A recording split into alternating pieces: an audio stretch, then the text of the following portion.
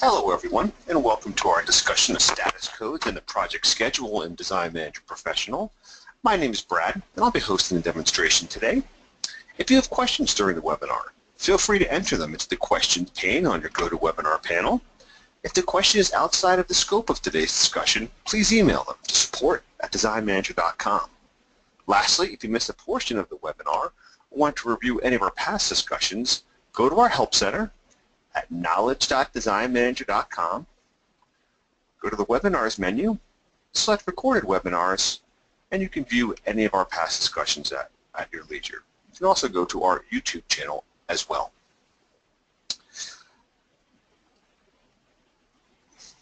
Today's discussion is only for the professional platform, as both status codes and the project schedule are only available in Design Manager Pro. If you are a DM Cloud user and would like more information on these features, feel free to stay on for the discussion, or you can also email sales@designmanager.com for additional information. Let's begin with status codes. Design Manager Professional has an extremely powerful and versatile system of status codes that indicate how far an item has progressed in the design process. The status of the item is automatically updated as various activities occur for the item, such as creating a proposal, being received from the vendor, etc. So let's see how the status codes function and how they can be customized to mirror your company's specific design flow. Status codes are reviewed and configured on the Company Information window Item Status tab, which we access off our File menu, Company Information and Settings. On the Company Information window, we see our Item Status tab.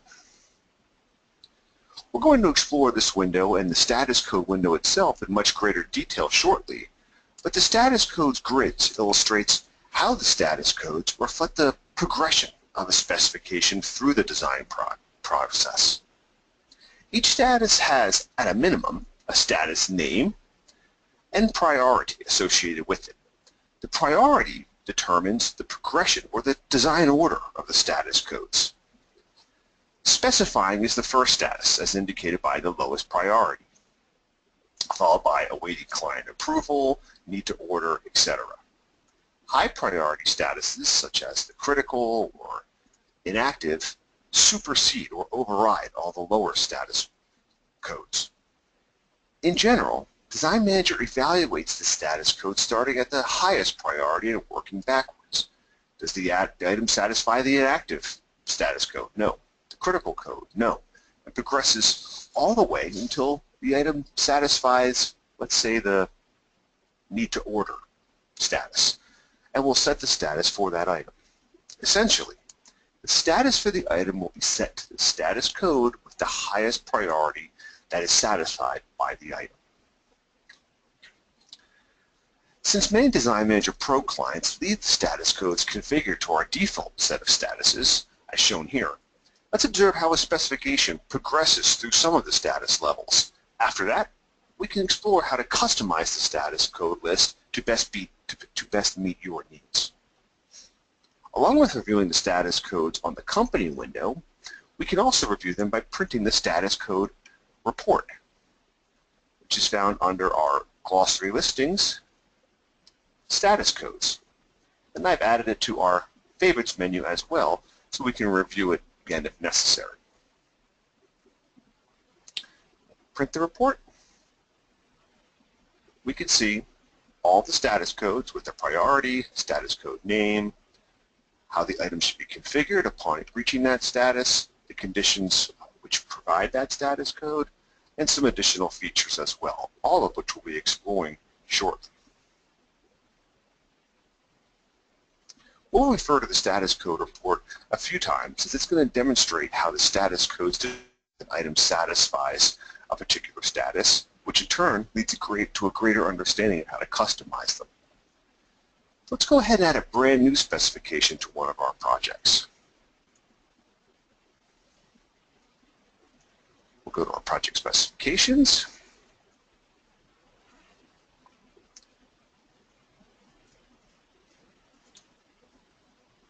Enter in one of our projects, such as our Carter's Brigantine Beach Home, and we'll create a new one with the Add button. And let's say this is for our custom sofa, one of my favorite examples. Specifications window itself is one of the most convenient ways to see our status codes as well, which we'll see shortly.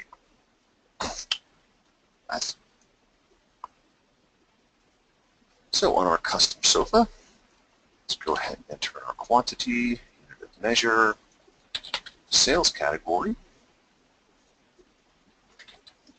put in our basic amount of information here.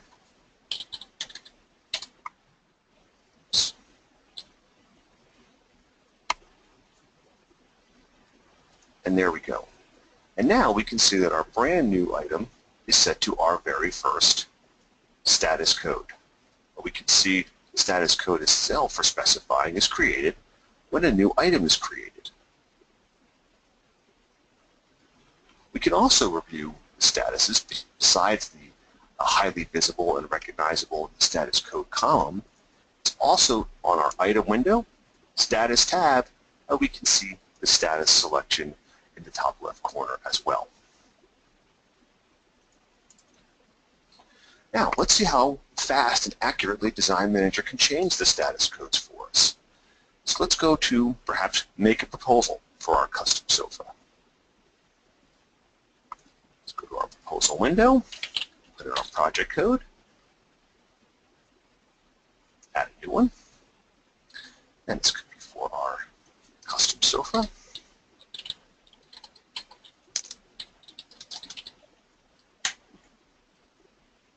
Select our item, generate our proposal, and accept. And right in our proposal and documents window, we see our status displayed here as well. Back on our project and specifications, we can see that our custom sofa automatically has moved to awaiting client approval. Why does it do so? Well, if we look at the status code itself for awaiting client approval, we can see that the set 1 condition is when a proposal is issued. So just the fact of creating the proposal itself, Design Manager is automatically going to recognize that fact and move the status of the item appropriately. Let's take another example. Perhaps we go ahead and receive a deposit on our brand new proposal.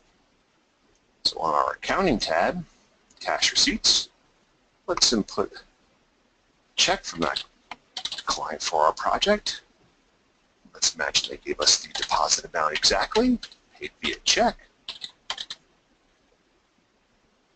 Select our proposal and go ahead and post and process our deposit. So we're putting in some accounting activity. Let's see how that functions as well. Back on our specifications window, we can see our custom sofa now has moved to need to order. If we look at our need to order status, we can see that the condition of deposit being received from the client. Once that occurs, Design Manager will automatically update the status to the need to order status code. So as Design Manager is being fully integrated, activities all around the software are going to automatically update your status codes for you. Now, frequently, having the status code being updated is completely desirable on how we want the software to function normally. But circumstances may arise when you want to set a status manually. Well, that can easily be done as well with a few methods. Let's go back to our specifications.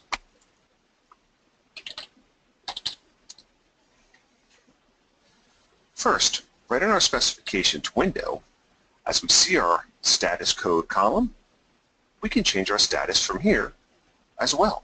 We can simply right-click on the column and move to a different status. So let's imagine that our chairs were already picked up from Century. We don't need to order them because we have them in our possession. Move the status manually to needs to invoice. Just like that, we can dictate the desired status code. How about another area? Well, we saw one already. If we edit the item itself, on our status tab, we can change the status here as well.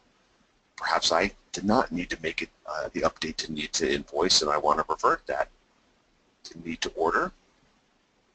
I can do so here as well, just by selecting the status menu to need to order. My status color code in the top right updates, as does the column on the specifications window itself. Lastly, on the third area where we can update our status codes, and we saw this one as well already. On our proposal window, we saw we have our status of items column. And what this does is Design Manager is going to show the overall status of all of the items on the proposal. But we can see in the case of proposal number 2, the status is ordered. That means that all of the items on that proposal are currently in the ordered status. If there is a varying levels of status codes amongst items, Design Manager will display them as the mixed option, as we see in proposal 1. But we can also change those status codes here as well. So if we go down to proposal 1 and hit our status button to bring us to our proposal status window, I could mark all of my particular items on this proposal with a particular singular status code. Let's say everything in these items has gone through the design process to my satisfaction, and I want to mark them all as completed. You can see all of them. The master bedroom are set as complete, but I want all the wine cellars as well. Go to our status code selection menu, go down to completed, and hit the set button. Design Manager will of course warn you because you're making a large-scale change, and by hitting yes to approve of that change, all of our items are now set as completed, and our status of the proposal itself is also completed. And of course, back in our specifications, we would need to change our show menu to complete, and we can see that all of the items on proposal 1 are completed as well. So we can use the proposal status window to set an entire array of items for a particular proposal to a desired status. Okay, so we've reviewed how the status codes function using Design Manager's standard set of status codes. Now let's discuss how we can customize them to further reflect your company's design flow. And that's going to bring us back to our company information window on that item status tab. Let's take a look at our specifying status code as an example. Here we can review all of the various features available for us on the item status type window.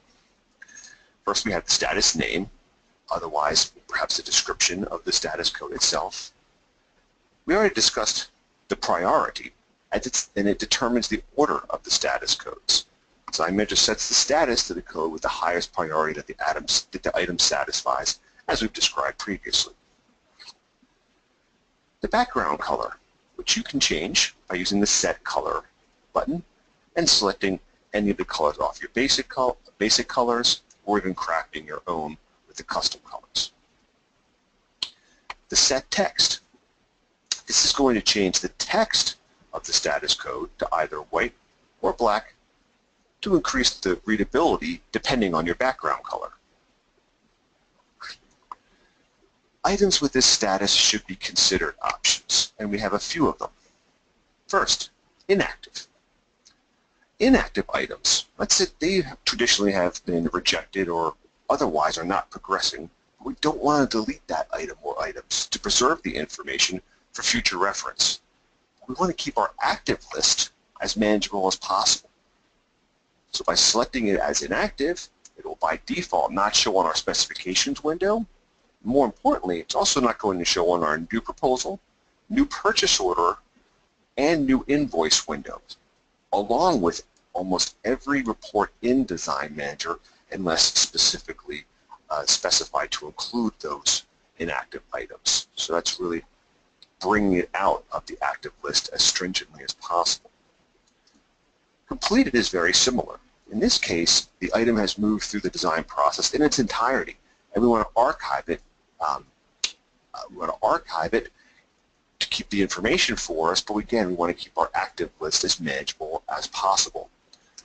Completed items will not show also on the proposal, new invoice, new purchase order window, and will not show on a few specific reports, such as the pre-billing report comes to mind. Inactive items cannot be set that way if they already purchase orders or have any accounting activity associated with them, because it's so hidden from the system. We would not want that to happen, while the completed designation does not have that type of caveat. With that being said, the active selection would represent all items that are not completed or inactive.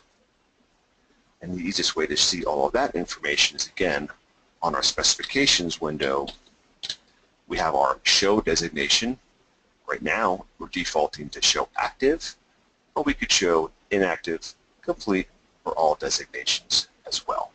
Now we can see items that have been marked as inactive or complete on the appropriate columns on the right-hand side.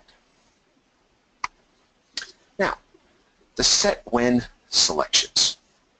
Along with the priority, the set when designation is the most important characteristic of the status code, as it tells the design manager the criteria necessary for the item to satisfy status.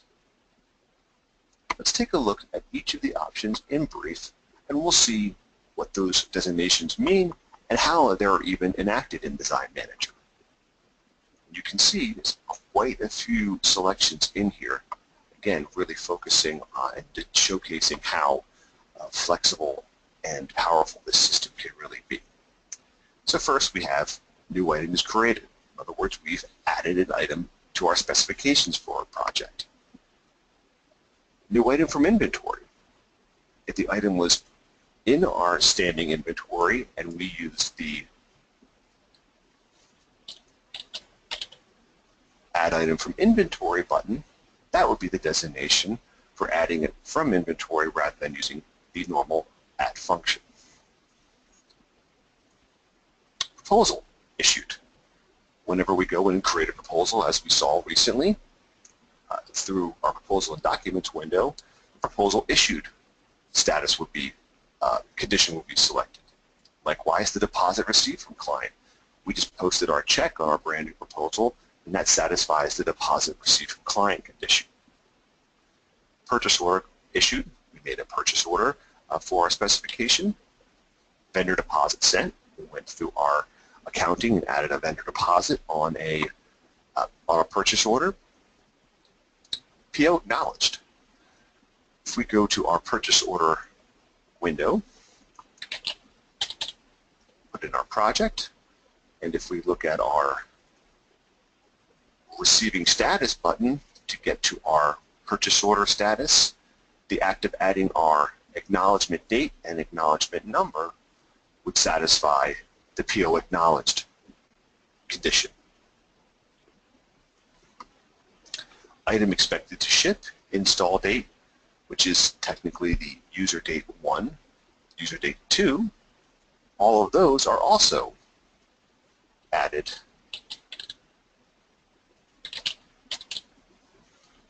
through our purchase order status, but not on our main purchase order status window. Rather, they get added through the edit order status. And we can see our expected ship, our receiving information, install date, and our currently unused user date 2. So all of that information comes through our purchase order status windows.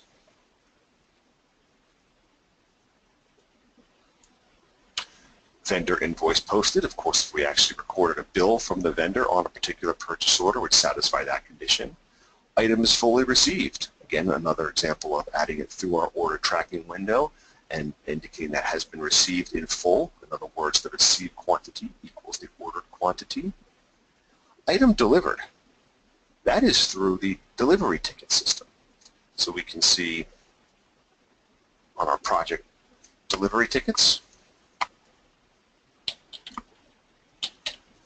we can see that I've created a delivery ticket in the past for particular items, which we can review on our item window as well.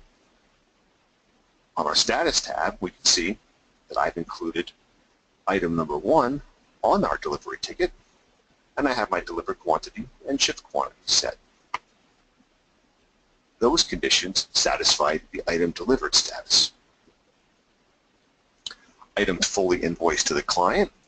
We invoiced all of the item to our client through our client invoice window.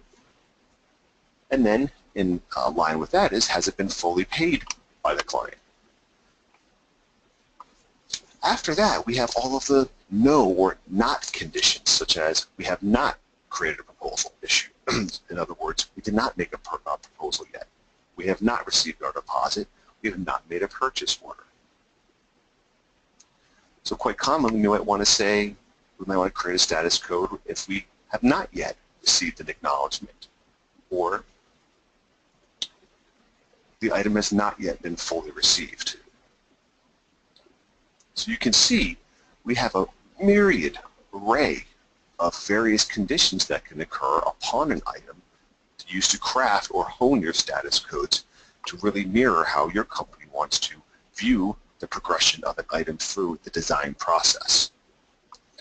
Further, we have the options to have multiple conditions for a particular status. Using the logical and or here, we can create more elaborate criteria. So we might have something like our ordered status, for example. We have it set for when the purchase order has been issued. But let's imagine that the company has a very substantial inventory, and items are often simply committed out of the inventory rather than going through the more traditional purchase order process. Maybe that company wants the ordered status to be both when a purchase order has been issued, or the item is simply from inventory. So if either one of those conditions are satisfied, the ordered status will be selected. Perhaps, let's say, the completed designation. By default, we're setting this when the item's been fully invoiced to the client and when the vendor invoice is posted. You might want to change that to when the invoice has been fully paid and the vendor invoice has been posted. That's what makes the system so versatile, is you can define each of the status codes to your liking to really match your company's business practices. You can get very, very elaborate using both sets of the conditions and your options for and or. So all of that information is fantastic in theory. Let's create a few of our own status codes to see how it functions in practice. And we can even see how a few of the additional options on that window work as well. So to create a new status code, we simply use our add button, as indicated by the green plus sign. And notice we have a designation for locked at the bottom. The locked option is going to prevent Design Manager from automatically updating the status of the item, leaving it fixed to the locked status code. A user then would need to manually progress it from the locked status, either on the specifications window, item window, etc. Let's imagine we have a designer approval status code. Set its priority, set its color,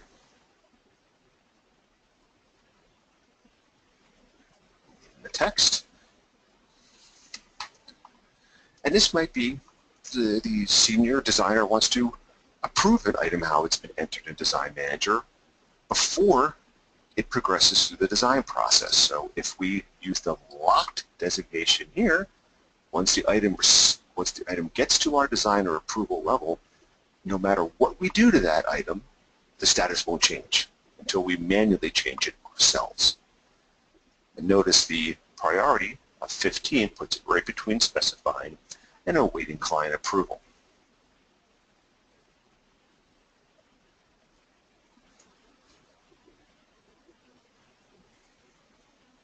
Now, on our specifications, let's say that we switch this to our new code, change our mirror from specifying to designer approval. Now I have it fixed at our designer approval code. So in this case, I've made a proposal, since our priority would set awaiting client approval right after the proposal's been created, I would imagine that it would move off of that particular code. But if we make a proposal for our brand new designer approval mirror,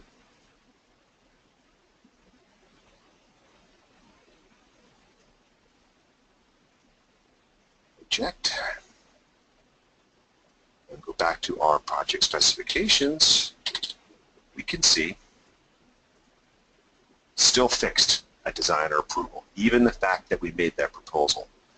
Locking it truly does lock it into that particular status.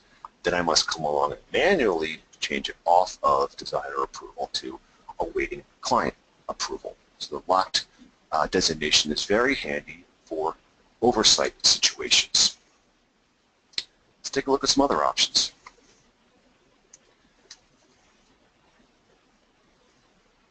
We have our password protect option.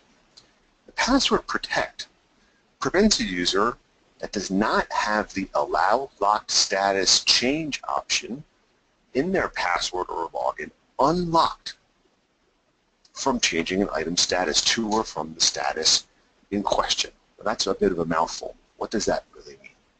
Let's take a look. On our passwords tab, let's edit Patrick Wolf. On the password window, if we go under Project, View File, View Access, under Specifications, View Access, we can see that Patrick has the Allow Locked Status change locked. That's going to prevent him from changing a status that has a locked designation. He cannot manually change it. And to put that into play, let's create another new item status. And let's imagine that this is, how about a pre-billing preview in order.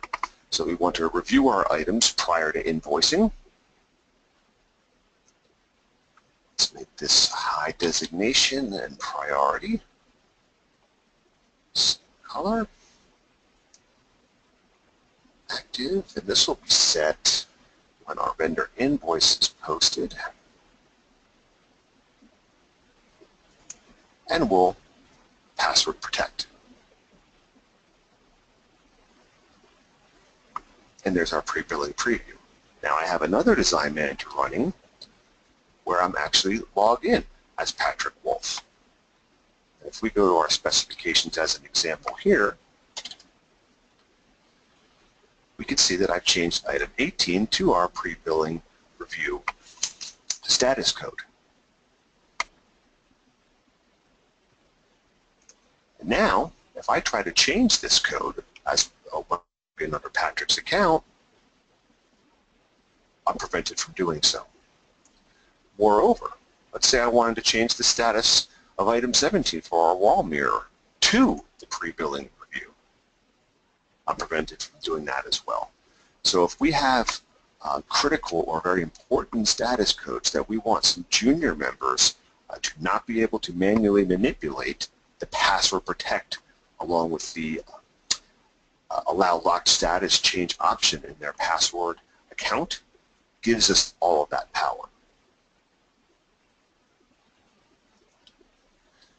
Let's take a look at our final two. We have our lock purchasing attribute.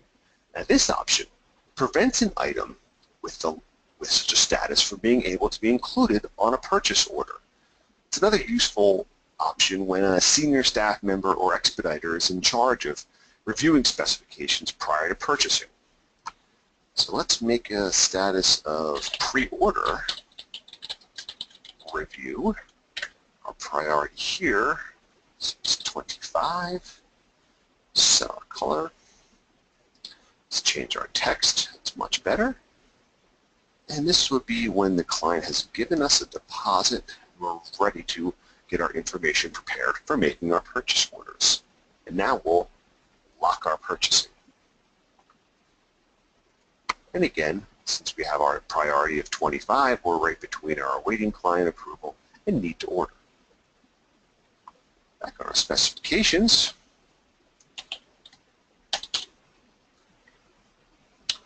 go ahead and set item 16 to our new pre-order review. And on our purchase orders for our Hilson project, if we go to try to make a purchase order for item 16, Design Manager states that a purchase order cannot be created for this component because the status of the item is locked for purchasing. Again, this status is giving us those inherent overall controls that really allow us to manage the company as a whole by monitoring the items at their various statuses. Okay, how about our final example?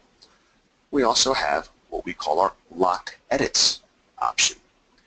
Now this option allows us to prevent any alterations to the item with that status after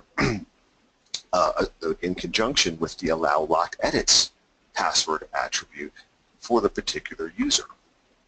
Now this is helpful if the company follows a strict contract system whereby only a senior staff member can change the specifications once a contract has been accepted by the client.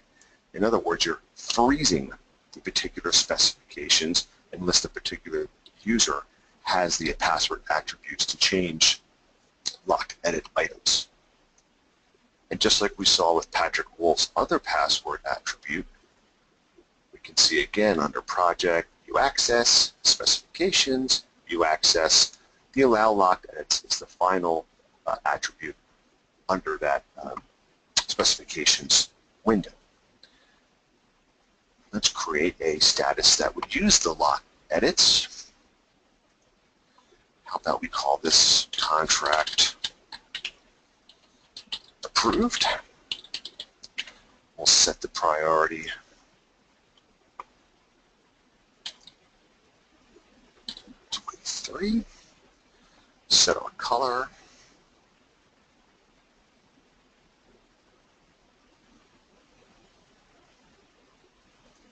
Okay. Text. And this would be deposit has been received. We want the client to want this to be a full contract, and we'll lock the edits. And again, with our other Design Manager that I have running under Patrick's account, if we go to our project specifications, go back to our familiar Hilson project, we can see that I have the contract approved attribute status already set for our cabinet. Now Patrick can go in, review all of the information, but if he goes to make some changes, change the description, he goes to click OK to save, it's going to get an access denied because the current item status does not allow editing. That's going to prevent us from changing any particular qualitative information, but we even can't change quantitative information. Say I wanted to add another component. By clicking the Add button, I'm prevented from doing that as well. So the lock edits really maintains the integrity of that particular item when it's in that status from any changes being made by any of the junior staff members. So you have to have the appropriate combination of the status code and the allow locked edits to make changes to those items. Okay, so we've reviewed how the status codes function and how to customize them to meet our business model. Now let's quickly review a few areas in Design Manager that integrate with the status codes. We saw how we can review and set the status codes and specifications on the item window and the proposal status window. We can also use the specification search window to select specifications based on our status codes. So we get to our specification search window off of our project specifications and by clicking the spec search button. Now I could say I want to see all items that have been invoiced by selecting the status and select my need to invoice item status. By clicking find, we can see that only items that are displayed in our specification search grid have that need to invoice item status. We can even get a little bit more creative using the and ors to create more elaborate search criteria. So I could say I want to see all of the items that are either inactive or items that are completed. So by using our logical OR, if the item satisfies either one of those status conditions, they'll be displayed on our specification grid, our specification search grid. So we can see all of our completed items, and there are inactive as well. And those are the only two codes being displayed. And getting a little bit more creative. Perhaps I wanted to expand my search or narrow down my results. I might want to find the inactive or completed items for a particular project. So I could use a third condition, say projects for our Hilson project, and now I'm only seeing two items because they're both inactive and they're both for our Hilson project. So the specification search window is very convenient to utilize the item status code so you can get listings of all of your items that satisfy those particular status, and from here you can print out your report. You could even export into Excel or other into Excel for further analysis in as a spreadsheet, for example. So the spec search window can be used very easily with our status codes as well. And of course, certain reports are also integrated with the status codes. Go to our project reports, order tracking. Well, first let's go to our client status, put in our Carter client. To see our status codes here, we want to be sure that we change our show color status to yes. I even have an item status code filter here as well. So if I wanted to provide a report to the Carters only on items that need approval or awaiting deposit, etc., you can narrow the scope of the report by doing so. But here we can see all of our status codes nicely highlighted in their appropriate color on all of our client status reports. Again, we can make that a much more defined or narrow the scope of the report. You could put in the Carters again, show our status, but let's show them only items that are waiting to be invoiced. Now notice that only items not invoiced appear. So great way to use the item status codes to narrow the focus of this report, plus you can get to see the status codes listed there as well. So we use the client status to give to our client, but the project status is for internal use. So we can use our project order status, which is going to be not only including client information, but vendor information as well, cost, etc. We have our item status selection here, so we can narrow down the scope of the report. So I might want to see everything that I'm waiting to invoice. And there we go. We can see our color-coded status codes there as well to review only items that I need to invoice. And lastly, very conveniently, is our pre-billing report. Now, pre-billing is used to review items that are ready for invoicing to the client, so it would certainly be convenient to have the status code listed there as well. So we have our status selection to narrow down whether or not the item's been on a purchase order or a vendor invoice has been recorded. But if we leave it set to all items, The pre-billing report also conveniently has status code listed there as well. So I can run down my report and say, get an overview of where particular items are in the design process, and certainly find the ones that I'm waiting to invoice. Since I use the pre-billing report to monitor all of my invoicing to the client, having the status code listed there would certainly be advantageous. Okay, with that, let's turn our attention to the other aspect of our discussion today, the project schedule. Design Manager allows you to enter overall project schedule or timeline and even associate tasks and appointments into that schedule. The process begins with the company information window again, but this time we're focusing on the Schedule tab. And this is where we can enter the general phases or stages through which our projects flow within our business model. As you can see, entering this schedule is quite simple. Just input the name of the phase, which you can have up to 10, and optionally, you could put in a duration or estimated number of days to complete the phase. Having our standard schedule loaded into the company information window is advantageous, as the schedule will then default down to all of our new projects, even if we add the company schedule after we've created the projects. Let's take a look at what I mean.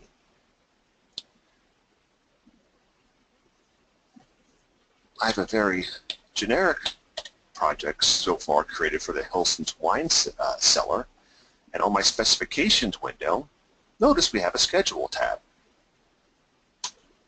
And simply by clicking on the Schedule tab, Design Manager is going to create the schedule automatically, basing it upon the open date of the project and the number of days for each phase. So we can see on our projects window, our Hilson wine cellar was opened on 6/3, so Design Manager crafts our schedule for that project, starting on the open date, and uses the date or number of days to fill in the rest of the information. Now, of course, we can revise the phase length or add or remove phases as necessary, and I imagine that the wine cellar remodel is a smaller job and may not require so much time. So I can change the schedule to reflect that. So let's imagine that this is going to take half of the length of a normal project for us. So our preliminary planning might only take a week rather than 15 days. And now our approval of work will begin on the 9th.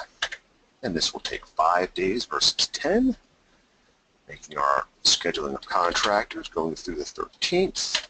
Let's imagine that takes 4 days versus 7. It gets us to the 16th. And we need about 15 days for that. And then installation would go through the 30th. And that might be 24 days. And our final meeting might be on the 23rd of July for 1 day. And as you can see, as I was changing the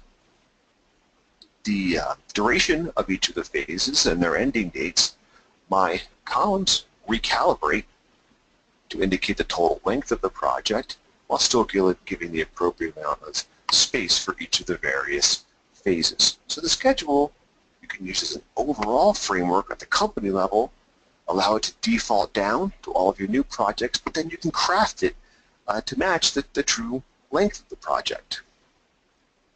And we can even add tasks and appointment and assign them to one of these phases. For example, let's say we have a meeting with the design team and we want to go over the wine cellar project. So I can use the Add Task button, Subject, Meeting with Design Team. Let's say that's on the first day of the project.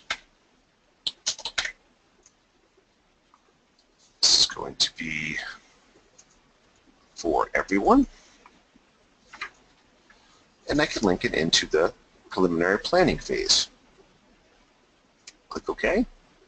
Now we can see our task is listed, and the color-coded phase associates with the preliminary planning.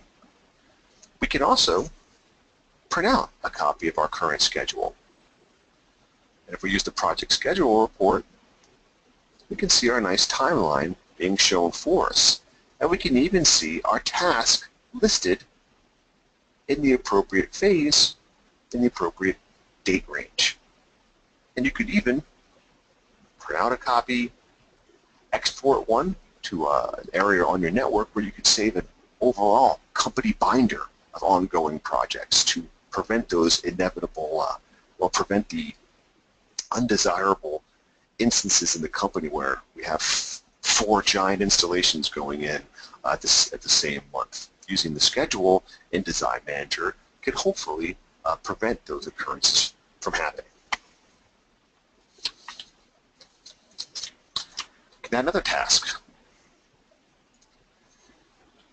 Let's say we're going to explore table options with Mrs. Hilson. And that might be in our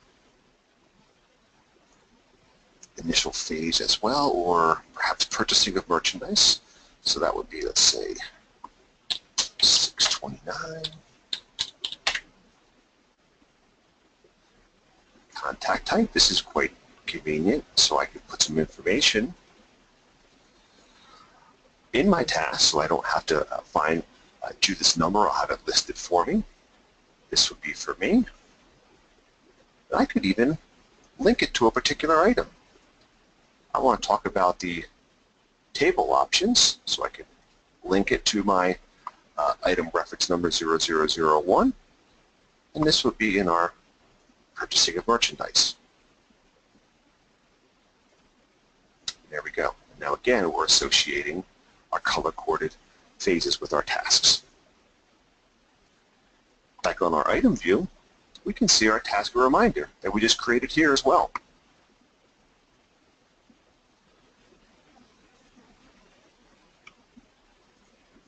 We could even add a task all the way down to the individual component level. Let's say that our table is coming from Century Furniture and we want to discuss shipping options. So on our item window, component window, notice there's a schedule tab here where we can see particular tasks associated to a component. And I can even add the task here by clicking the Add button and inputting our information. Contact Century about shipping.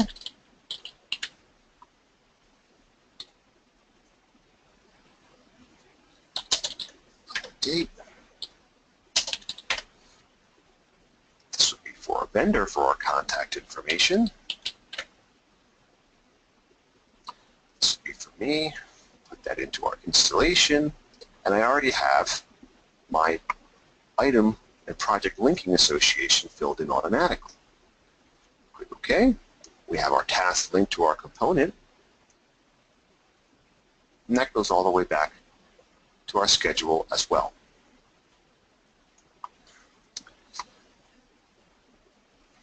So we can see how the project schedule is a very uniform, concise system that allows you to create overall phases within the project to monitor our timeline. We want to prevent scheduling conflicts with our project schedule, and we can even associate our tasks and appointments with items, components, and have them displayed on the schedule as well. And with that, that brings us to the end of our discussion of the project status codes and schedule today. And we saw how we had a fully customizable system of color-coded statuses that you can use to mirror the flow through your design cycle for your company for all your specifications. Status codes can then be used to limit the specifications you want to review on windows such as the specification search, even selected reports.